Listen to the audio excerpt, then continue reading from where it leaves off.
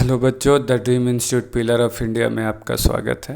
हम लोग प्राचीन भारत का इतिहास आज शुरू करने जा रहे हैं। ये उसका पार्ट 1 है। ये स्टेट पीसीएस, यूपीएससी और भी कॉम्पिटिटिव एग्ज़ाम के लिए महत्वपूर्ण है। तो शुरू करते हैं प्राचीन भारत का इतिहास। तो सबसे पहले हम ये जानते हैं कि प्राचीन भारत का इतिहास हमें क्यों पढ़ना चाहिए, इससे हमको क्या लाभ है। तो प्राचीन भारत का अध्ययन जब हम करते हैं तो उससे हमको कुछ जानकारियाँ मिलती हैं। पहली जानकारी जो है वो प्रारंभिक संस्कृति का विकास कैसे हुआ। भारत में जो प्रारंभिक संस्कृतियां हमारे यहाँ डेवलप हुई वो कैसे हुई, कब हुई और कहाँ हुई, इसकी जानकारी हमको मिलती है। दूसरी जानकारी हमको मिलती है कृषि कैसे शुरू हुआ। ये प्राचीन भारत इतिहास पढ़ने से जानकारी मिलती है। आप लोग जानते हैं कि कृषि के शुरू होने से ही सुरक्षित और स्थिर जीवन बना, लोग बस्तियाँ बनाने लगे, स्थायी जीवन बिताने लगे।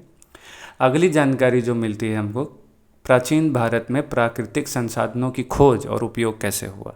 ये जानकारी हमको प्राचीन भारत का इतिहास पढ़ने से हमको होती है। और अगली जानकारी है आजीविका के साधन कैसे निर्मित हुए, लोग कैसे अपना जीवन चलाते थे, कैसे अपना जीवन व्यतीत करते थे, इसकी भी जानकारी हमको मिलती है। तो ये सारी जानकारियाँ हमको प्राचीन भारत का इतिहास पढ़ने से होती है। अब हम देखते हैं कि ऐतिहासिक स्रोत किसे कहते हैं। तो इतिहास के बारे में जो जानकारी देने वाले स्रोत होते हैं वही ऐतिहासिक स्रोत कहलाते हैं। तो हम लोग अब प्राचीन भारत के स्रोत देखते हैं। प्राचीन भारतीय इतिहास के स्रोत कितने प्रकार के हैं? 2 हैं, एक पुरातात्विक और एक साहित्यिक। तो पुरातात्विक के बारे में जानते हैं। पुरातात्विक के भी कई पार्ट्स हैं। एक है अवशेष जिससे हमको जानकारी मिलती है, मृदभांड जिससे प्राचीन भारत के बारे में जानकारी मिलती है, मुद्रा जिसको सिक्के भी कहते हैं, और अभिलेख, इसको शिलालेख भी कहते हैं अभिलेख को। तो ये पुरातात्विक स्रोत के अंग हैं, ये भाग हैं। ये सारी चीज़ें हमको उसमें पढ़नी है पुरातात्विक स्रोत में।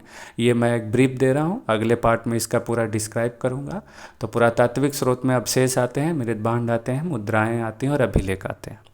साहित्यिक स्रोत में धार्मिक स्रोत होता है, धर्मनिरपेक्ष स्रोत होता है और विदेशी विवरण होता है। ये पूरे प्राचीन भारत के इतिहास के जानने की हमारे पास स्रोत हैं। ये सारी चीज़ों से हम प्राचीन भारत के बारे में जानते हैं। ठीक है बच्चों, इस वीडियो में इतना ही रखता हूँ। अगला वीडियो अपलोड जल्द ही करूँगा, उसमें पुरातात्विक और साहित्यिक स्रोत के प्रत्येक बिंदुओं, प्रत्येक पहलुओं पर डिस्कस करूँगा विस्तारित से। ये मेंस को लेके भी अच्छा होने वाला है और पीटी के लिए को लेके तो होगा ही। तो उम्मीद करता हूँ कि इससे आप लोगों को सहायता होगी।